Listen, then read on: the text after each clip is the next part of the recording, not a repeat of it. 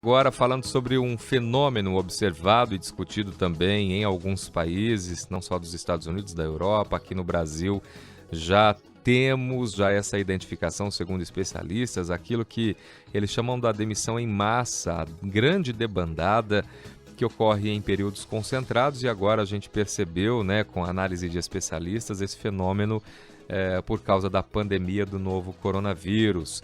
Mas o que é que esse movimento representa?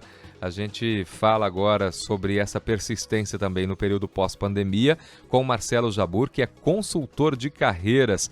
Como que você enxerga esse fenômeno que vem ocorrendo e esse termo debandada também? Queria que você explicasse um pouquinho para o ouvinte do Manhã CBN. Marcelo, bom dia. Bom dia, Réger, bom dia a todos os ouvintes da CBN. Então, debandada é um termo forte, né? Mas parece que ele faz sentido. Tem um termo em inglês que está sendo utilizado nos Estados Unidos, que é Great Resignation. E a tradução para o português ficou como a grande renúncia, mas o que tem sido usado para valer é a grande debandada, né? Que é um fenômeno que muitas pessoas pedindo demissão ao mesmo tempo, né, nesses últimos semestres especialmente, neste período de pandemia mais especificamente, né? E o que é que isso pode significar? Porque, especialmente no momento onde se discute que a economia não está favorável, né, que o mercado de trabalho está difícil de conseguir boas oportunidades, a gente enxerga também, por outro lado, uma quantidade muito grande de pessoas deixando as empresas, deixando, por vezes, até as próprias carreiras, né, e por conta de buscar efetivamente, né, o fator principal que vem sendo apresentado é por conta de buscar uma vida que faça mais sentido, né? E aí uma associação de uma vida profissional com uma vida pessoal, né? Com mais significado para as pessoas. Com certeza. Bom, a gente tem esse fenômeno que já está ocorrendo no Brasil, mas está de forma tímida. Como que ele vem ocorrendo? Como que há essa percepção aqui? Então, o que acontece é que mesmo alguns especialistas americanos, apesar de ser um movimento forte e que muitas pessoas entendem, muitos especialistas entendem como real, verdadeiro e que está efetivamente acontecendo, mesmo lá na Europa, existem outros especialistas que questionam. E aqui no Brasil acontece a mesma coisa. Por que que acontece isso? Porque, por outro lado, a gente tem a economia também numa situação onde as pessoas querem se empregar, querem trabalhar e não conseguem. Por isso que fica essa situação um pouco dúbia. Mas certamente, Régia, e quem está dentro do mercado de trabalho está enxergando isso com muita clareza, especialmente pessoas que podem ter um tanto mais de opção para a própria carreira, estão fazendo essa opção por conta, especialmente na pandemia, né? Perceberam na pandemia que existiam outras formas de trabalhar, né? Outras formas de alinhar as questões profissionais, o dia a dia, a carga horária, as atividades de trabalho, com também as atividades de ordem social, pessoal. Então, a gente, no Brasil, também enxerga essa situação. E as empresas acabam percebendo, tanto com esse fenômeno dos pedidos de demissão, como também pela dificuldade na contratação, né? Por exemplo, na área de tecnologia da informação, é um grande desafio para as empresas contratar profissionais que aceitem trabalhar presencialmente, né? Então, esse não era um fenômeno claro antes da pandemia, mas depois da pandemia isso ficou muito exposto, muito claro. Mas isso não acontece só com profissionais da área de TI, acontece com outros profissionais também que entendem que podem trabalhar em home office. Então, essa dificuldade não se vê somente na questão das demissões, mas também a dificuldade de contratar bons e boas profissionais, né, em função deles buscarem, evidentemente, como qualquer um de nós, uma vida profissional que se alinhe a uma vida pessoal com mais qualidade. Com certeza. E aí, existe algum ponto positivo diante desse cenário, Marcelo? Para os dois lados, né? Claro. Muito interessante a sua pergunta, Régia, porque eu honestamente vejo evidente a dificuldade, né, de pedidos de demissão para as empresas, para os negócios, para os clientes, como algo essencialmente negativo. Mas do lado positivo eu entendo que é essa valorização da vida, efetivamente, né? Que as pessoas, muitas vezes, durante a pandemia, perceberam que estavam trabalhando para morrer, né? Se dedicando para pagar as contas, se esforçando além da conta, podendo conviver, né, com as pessoas que mais amam na vida muito pouco, né? muitas vezes, e percebendo isso neste momento especialmente. Então, eu vejo, honestamente, como algo positivo, esse despertar para que a vida não é necessariamente só o trabalho, né? Porque fica uma cultura de que trabalhar antes de qualquer outra coisa, e eu, evidente, que concordo que o trabalho é parte fundamental das nossas vidas, mas que não seja algo nocivo, que não seja algo que nos agrida, que não seja algo que, no período de alguns anos, nos faça adoecer efetivamente, né? Então, esse é um lado que eu considero extremamente positivo. E para as empresas também, Régio, um momento de refletir, né? O quanto é importante para mim ter funcionários com nível de satisfação alto, elevado, e o quanto eu, como empregador, consigo, de repente, fazer com que exista um alinhamento das expectativas pessoais dos profissionais que trabalham comigo, com a necessidade que a empresa tem, né, de performance, de produtividade.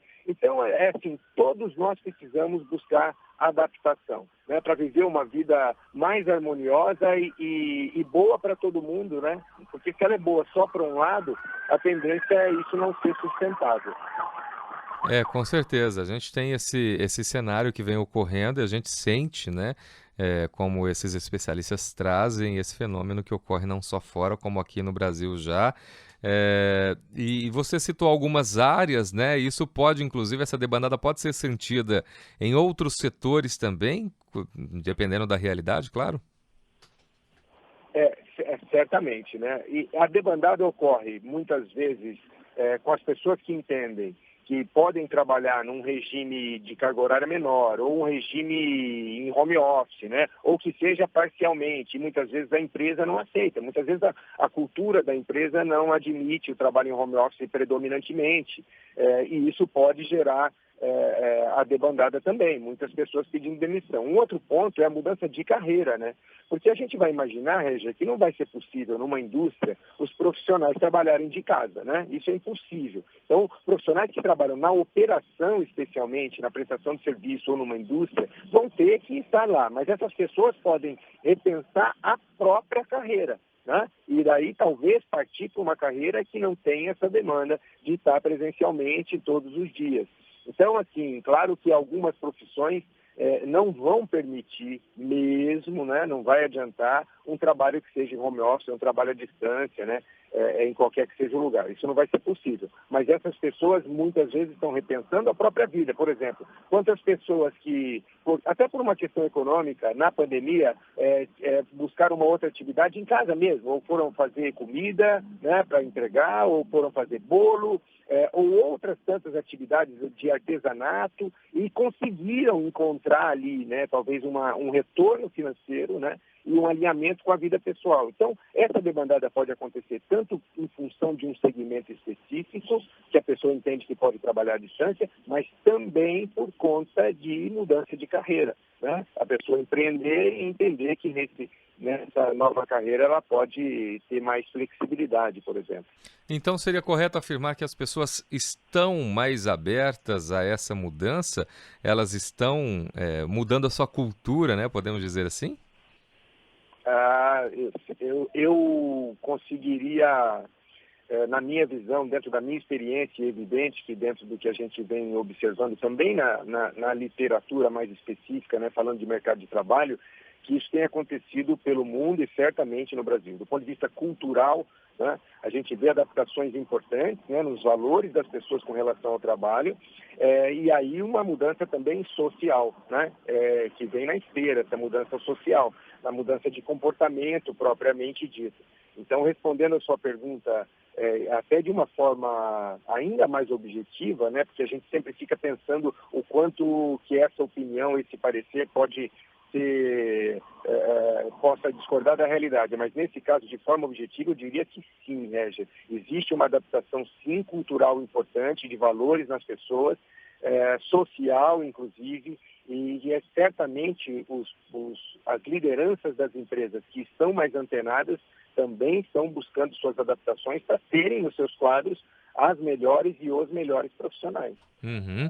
E quando a gente fala em qualidade de vida, que você pontuou agora mesmo essa percepção, as pessoas nem estão ligadas assim ao rendimento, mas apenas a terem mais qualidade de vida mesmo, esse movimento maior que apareceu durante a pandemia, inclusive das pessoas mudarem de carreira. Como repensar isso, como reorganizar isso, Marcelo? Quais são as dicas?